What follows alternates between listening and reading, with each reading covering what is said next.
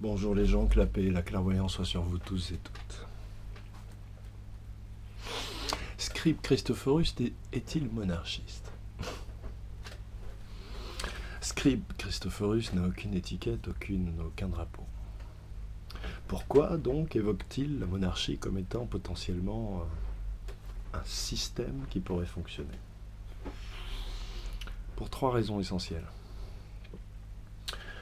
Le premier, c'est que la monarchie se constitue, se structure, se développe et donc croît sur la base de la seule structure humaine qui vaille, qui compte, qui perdure et qui apporte, j'allais dire, l'épanouissement à toute la communauté, c'est-à-dire la famille.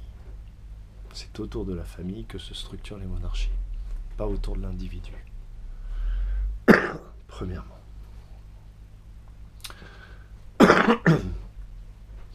Deuxièmement, parce que comme Nikola Tesla le dit, je l'ai déjà évoqué, cet exergue, la Terre n'est pas une planète, c'est un royaume, c'est donc qu'elle a un roi, qu'elle a des règles.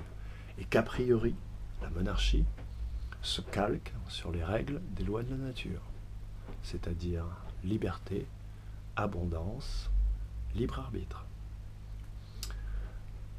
Et le troisième point, c'est qu'effectivement, on ne pourra pas, si jamais on arrive à annuler ces sélections, et si on n'y arrive pas, de toute façon, après il y aura un bordel, de toute façon ça ne pourra pas durer, donc de toute façon ils vont gicler, vous inquiétez pas. Il faudra un temps de suspension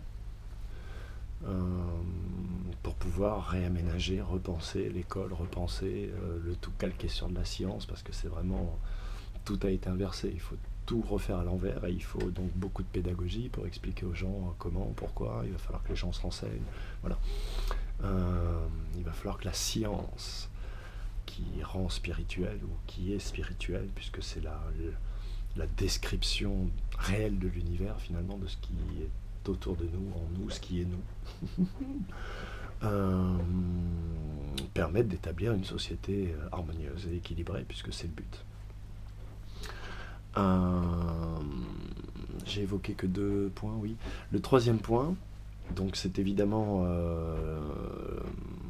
cette représentation, enfin cette adéquation qu'il y a, si tout ce que nous disons, faisons, tout ce que nous fabriquons sont l'expression dans l'invisible d'une onde qui est un sens, ou qui est une forme pensée, ou qui est une image, ou qui est un potentiel, ou un possible, comme vous voulez les gars, comme vous voulez, selon votre matière de prédilection, science, religion, métaphysique, New Age, tout ça c'est qu'une question de mots. Je pense que la monarchie est l'expression de l'ordre universel. Il y a forcément tout en haut des êtres qui très proches, j'allais dire, du Big Bang, pour donner des références que les gens comprennent et entendent, n'ont pas la forme que nous avons évidemment, puisque nous sommes certainement une des formes les plus basses de l'incarnation, dans le sens où, étant près de l'explosion et de toute la connaissance, ils sont d'une puissance que vous n'imaginez même pas. Vous pourriez les prendre pour Dieu si vous les croisiez. Je ne parle même pas de ce qu'on appelle des anges ou des archanges, voilà, selon la dénomination théologique, qui reste une image scientifique en fait. Donc voilà, donc pour ces 3 raisons, ça me semble pas mal. Le roi est un symbole. Quand on se fédère autour de son roi, on se fédère autour d'un symbole, pas autour d'une personne. Ça aussi, c'est très important à comprendre. C'est parce que nous vivons dans une république maçonnique qui exalte l'individu et qui nous parle d'Henri IV comme étant, voilà, François Ier, avec tous ces détails de caractère, de force de caractère, comme si, voilà, les mecs qui gouvernaient selon des caprices en fait, selon leur humeur. Non, c'est pas si simple les gars, réveillez-vous. Ça c'est comment dirais-je, c'est comme les séries télévisées en fait. Voilà, l'histoire est constituée, vendue, transmise comme une série télévisée. Dallas, ton univers impitoyable. Et nous on le gobe, comme des mouches. Enfin vous. Donc voilà, pour ces 3 raisons, je pense que c'est pas mal maintenant si les gens ont des meilleurs systèmes à proposer. Mais tous les autres systèmes, en fait, hormis les systèmes paganistes originels qu'on a oubliés, certains initiés les connaissent, mais voilà, il faudrait aussi beaucoup de pédagogie. Je pense que la monarchie, c'est le système qui est le plus proche de nous et qui contient en son essence les germes que nous souhaitons voir grandir, sachant que le sage sait que les germes de la fin sont toujours dans le commencement. Dixit, les anciens sages chinois, Dixit, le Yiking. Donc voilà, pour toutes ces raisons que j'évoque le roi, ça permet aussi aux Français de faire un retour, d'énumérer beaucoup de choses, d'énumérer toute cette époque finalement où a commencé l'enfer dans lequel on est, parce que c'est véritablement un enfer. Voilà, donc je voulais éclaircir ce point avec vous autres. La politique, c'est la lie de la pensée. La politique, il n'y a pas plus bas, plus médiocre dans la pensée. Parce que la politique est dénuée de tout esprit, donc de toute intelligence. Je ne parle même pas de spiritualité, c'est-à-dire d'âme, c'est-à-dire l'envie de se connecter avec cette connaissance totale. Je ne parle même pas de ça, sans avoir cette ambition, juste l'intelligence. J'allais dire presque le pragmatisme humain. Si, dans cet univers, tout est coordonné pour être fédéré, comme votre corps et vos cellules, puisque entre vos cellules, en fait, il y a plein de vides. C'est le vide qui relie tout ça. Ça paraît faux, mais c'est comme ça.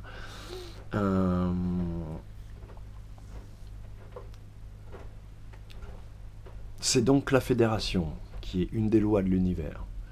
Et l'évolution qui est la deuxième. C'est l'évolution qui est la deuxième. L'évolution de tous les êtres individuels, communs, ensemble. Au bout d'un certain nombre, Jésus dit, quand vous êtes plus de 3, je suis au milieu de vous. Cela veut dire que quand vous êtes plus de 3, vous ne faites plus qu'une seule conscience créative qui se rapproche de ce qu'elle est réellement. C'est-à-dire une connaissance sans limite de création dans la forme, l'image et donc le son. Le verbe, par le verbe, entre guillemets. C'est un peu complexe, mais voilà, il faut se casser la tête un peu. Moi, c'est comme ça que j'ai fait sur les textes et les phrases que je ne comprenais pas. Donc, pour toutes ces raisons, je pense que la monarchie correspond à quelque chose de réel qui permettrait aux Français de se relier, qui permettrait à toutes les nations, puisque toutes les nations ont connu à une époque monarchique, qui a finalement été l'entre-deux, c'est-à-dire entre le moment où on est calé sur les règles et lois du ciel et le moment où les républiques maçonniques ont attaqué le monde entier. Voilà.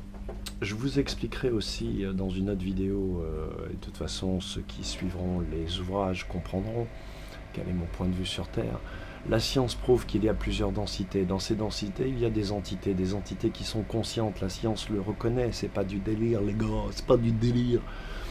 Ça veut dire que si Dieu a créé un univers harmonieux et équilibré, qui est l'abondance et dont l'évolution est le principe et la destination, la source, le principe et la destination, c'est pourquoi l'énergie et l'information et l'énergie, tout est dans tout, mais réellement, à un point que vous n'imaginez même pas.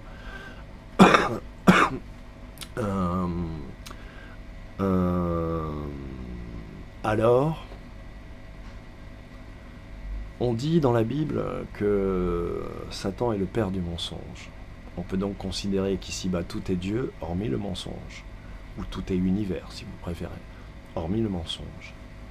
Le mensonge, c'est beaucoup de choses. C'est la spéculation, c'est le concept, c'est l'usure bancaire. Ça se décline en mille, c'est la séduction, c'est la magie noire par je te chante et confiance, Walt Disney, tout ça. Les émissions de télé, tout ça. Même le journal télévisé, les gars, c'est du spectacle. Et confiance. Pourquoi je dis tout ça ? C'est donc qu'il est très probable qu'il y ait des entités finalement invisibles qui ne nous veulent pas du bien et qui nous traitent comme des troupeaux en insufflant dans l'esprit des plus médiocres, des plus faibles, c'est-à-dire de ceux qui sont le plus dans l'animalité, c'est-à-dire ceux qui sont le plus dans l'involution et qui finalement nous pousse tous et nous dirige tous vers l'involution, c'est-à-dire le conflit, la séparation, la guerre, le mensonge, la rivalité, le machisme, le patriarcat dans toute sa splendeur. Voilà ce que je pense. Donc il n'y a pas d'humain qui soit réellement mauvais. Il y a des humains soumis à des entités dont ils ne mesurent pas la puissance, sachant que mon point de vue, et si vous regardez bien, on s'attaque à la bouffe, on s'attaque à l'air, on s'attaque au corps des humains, on s'attaque aux ondes, au cerveau via l'électromagnétisme, les portables, etc. Bref, en fait on ne s'attaque pas à l'humain, on s'attaque à la dimension. On s'attaque à toute la dimension pour la faire descendre en vibration. Parce que peut-être qu'à un certain niveau, on ne peut pas y rentrer.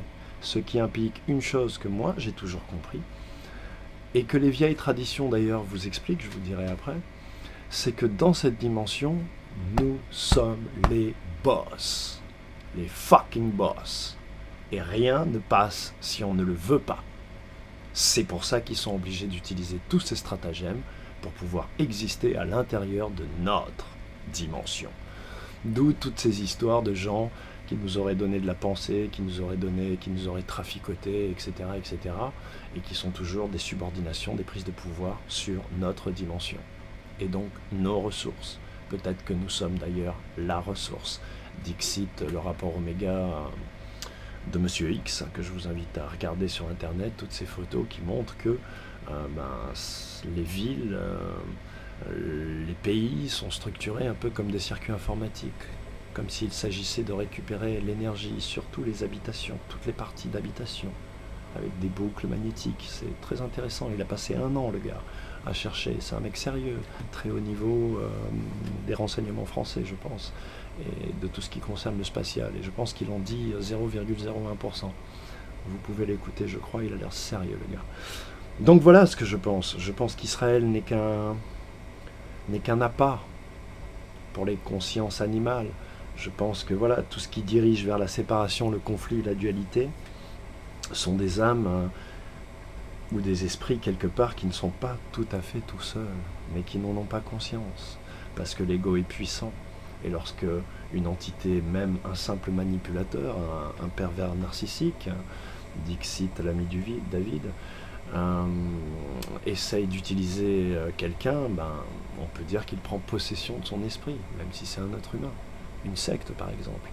Donc cela existe, parce qu'il n'y a rien qui existe dans cette dimension qui n'ait déjà existé et qui existera encore. Voilà. Rien ne se crée, rien ne se perd, tout se transforme. Ce sont les rationalistes qui vous l'apprennent, à vous de tirer les conséquences de cette phrase. Rien ne se crée, donc tout a toujours été. Rien ne se perd, donc rien ne meurt. Tout se transforme, oui, tout se transforme. Et le comble, j'allais dire, c'est que finalement, ceux qu'ils agitent devant l'esprit des animaux incarnés que sont les grands singes terrestres, qui ne s'appellent pas encore êtres humains parce qu'ils ne se comportent pas comme des êtres humains, et qui fait qu'ils deviennent soumis, qu'ils doutent et qu'ils ont peur, c'est la mort. Or, la mort, c'est la méthode de transformation de ce qui est invisible et abstrait en matériel incarné, vivant, conscient et autonome. C'est donc, la mort est donc un principe de vie par essence. Par essence. Sa nature profonde, c'est la vie. Donc c'est un comble que je laisse à votre méditation. Je voulais aussi signaler que si je vous délivre des extraits comme des extraits de Teder, de l'ordre martiniste, etc., je n'ai été initié à aucune école, je n'ai jamais voulu appartenir à aucun groupe, à aucune religion, à aucune secte, parce que j'ai toujours su dans mon cœur, grâce, j'allais dire, à la fierté et à la dureté aussi de l'éducation de maman, qui a tout fait pour qu'on soit au fond totalement autonome, tellement autonome que, mais bon bref, parti dans l'autre extrême, mais bon, c'est rien, je t'aime, que tout est en moi, je l'ai toujours su, donc j'ai été pioché partout, voilà, et c'est aussi une façon de vous montrer, puisque les martinistes sont les rosicruciens, sont les francs-maçons finalement quelque part, et en tout cas c'est cette initiation qu'ils utilisent, ce savoir qu'ils utilisent pour être de grands publicitaires, pour être de grands banquiers, pour être de grands politiciens. Pendant que vous,